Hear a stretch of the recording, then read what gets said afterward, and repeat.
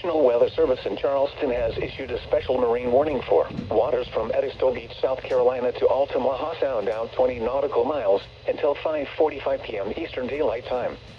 At 4:19 p.m. Eastern Daylight Time, strong thunderstorms were located along the line from over Calabogie Sound to near Ossabaw Sound, moving southeast at 5 knots.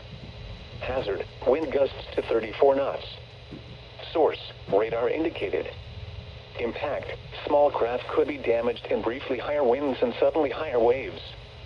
Locations impacted include Sea Buoy 2W, Wausau Sound Buoy, Savannah Buoy, Buoy KC, Motherlode Barge, Sailboat Jupiter, 110-degree Olympic Buoy, Sea Buoy OS, DUA Buoy, Channel Buoy 5, Savannah River Entrance, Ossabaw Sound, Whitewater Reef and Hilton Head Reef. Move to safe harbor until hazardous weather passes.